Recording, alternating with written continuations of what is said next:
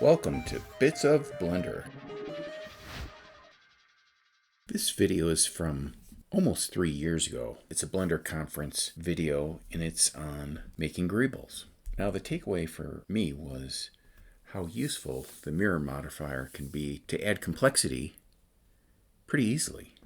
There's other takeaways too, but that's another bit. So this one, what I'm showing here is this shape has a mirror modifier, but I'm not mirroring anything yet. So it's just 0, 1, 2, 3. Now, this one I'm mirroring on the X. So below each of these images, I'm showing which button was pressed, just for my own sanity's sake.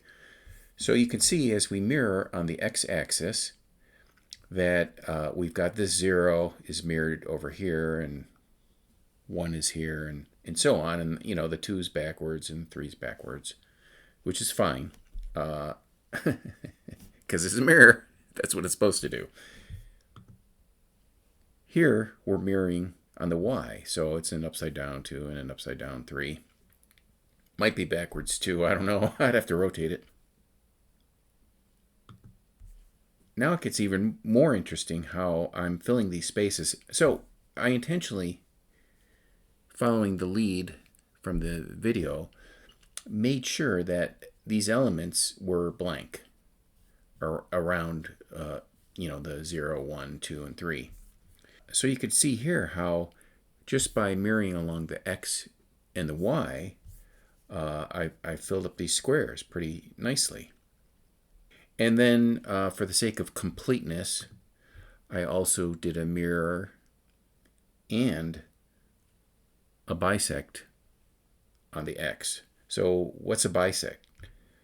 Well, you could see that I'm mirroring over here the X, and I'm mirroring over here the 3.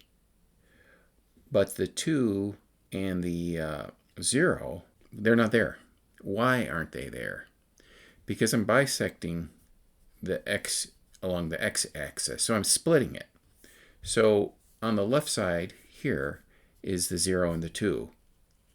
And I'm just saying split this thing and mirror it, which then it's just like just mirroring this shape alone and whacking this one.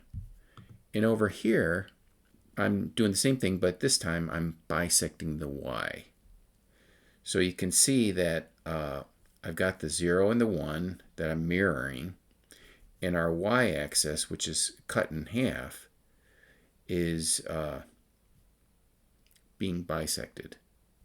So, meaning it's cut this way along the X. It's kind of the opposite of what you might think, right? So here we're bisecting based on the X, but it's really like we're cutting it this way, and this one we're cutting it this way. Going further, doing bisect and flip.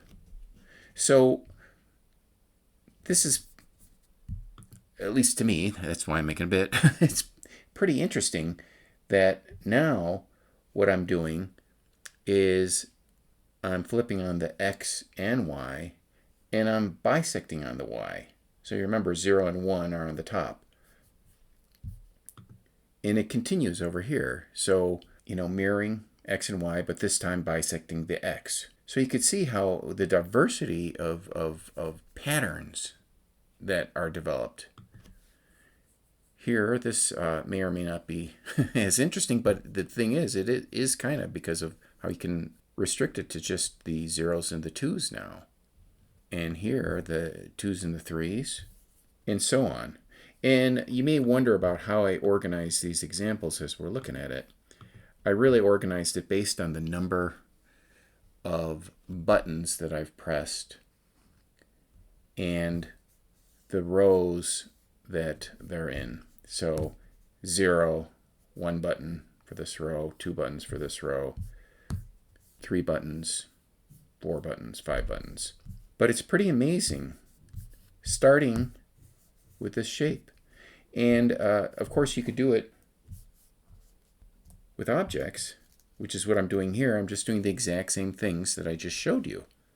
So you can see where you can overlap the complexity, like what I'm doing here, you know, the monkeys mixing with the squares or with the cylinders or both, and, you know, continuing on here, just the amazing, and again, it's all credit to this video.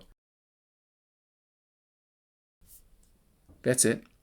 I'll see you next time.